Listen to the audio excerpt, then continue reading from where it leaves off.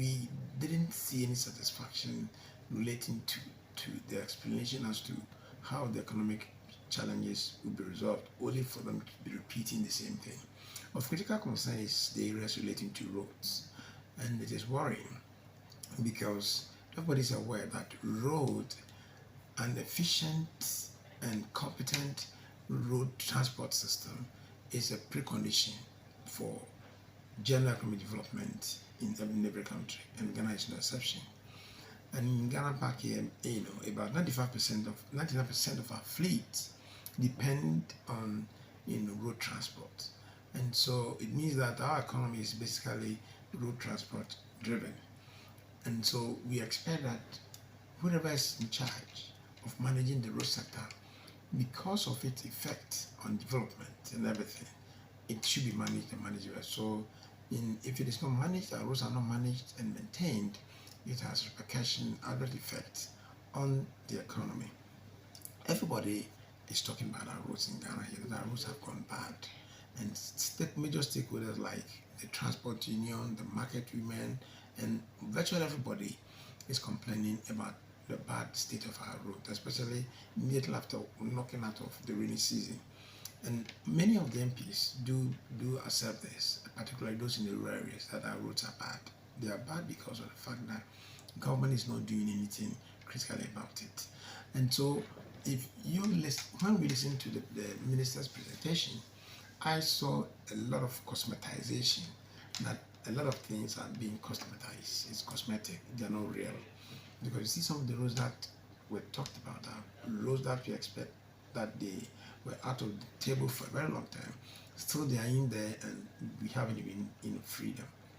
Of critical importance, of critical concern to us, is the suspension of all major flagship projects that the government made a lot of noise. You talk about the Nungwa interchange, the flower pots, and many more in Kumasi and many other regions. All these projects have been suspended. Sino-hydro projects that it was all over, that they were going to help resolve our problems, road problems, are all over, not being attended to. So we didn't see any critical indication as to how much effort is being put to resolve the road problem.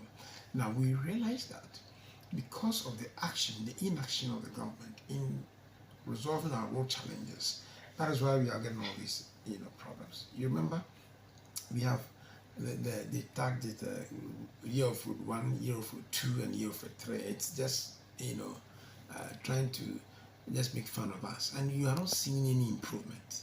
What is the objective behind the year of road thing, and what has been the result from all this? So we expected the budget, because this is, we call it the Baba budget. The government is editing.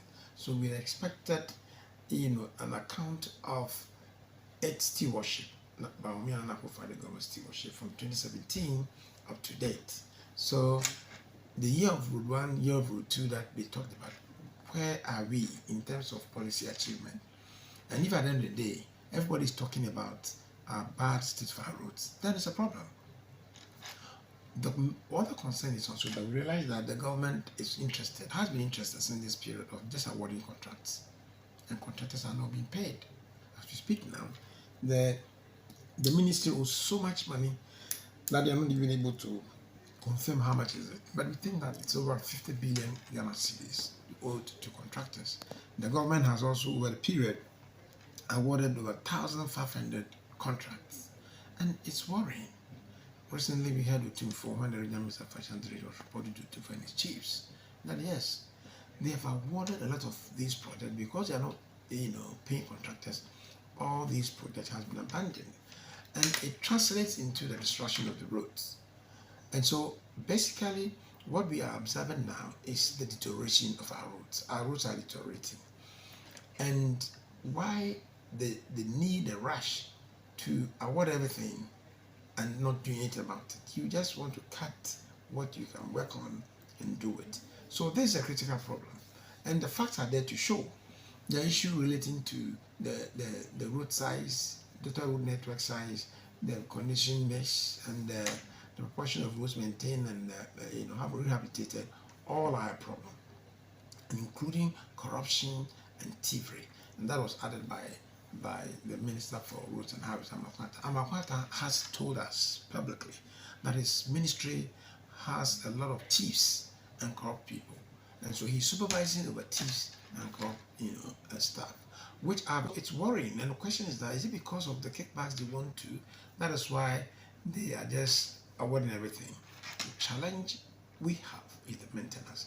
No significant effort are being made in maintaining our roads. We have the road fund, and the road fund at the end of the year is we expect to rake in about 5 billion. And just last year, when you check in the budget, I think it's about 400 million that has been approved for them, and it's worrying. So these are some of the concerns that we have. The budget never gave us the hope. Virtually all the roads that we see are halted. And the other one is that we don't see how much we owe in terms of indebtedness in the budget. And so we expected the minister to say, okay, having worked over a period, like of government have worked for virtually the end of the 2 terms. This is how much we are in our indebtedness to our contractors. We are not seeing anything like this. And what effort are they putting in place to pay this debt in the budget? We are not seeing that. Maybe going forward, we get further details, related to this. Contractors are always, complaining, and they are picketing and all over. So we are in such a, difficult situation. This budget is disappointing. This budget is deceitful. This budget doesn't give hope to people. This budget is something that should be trashed.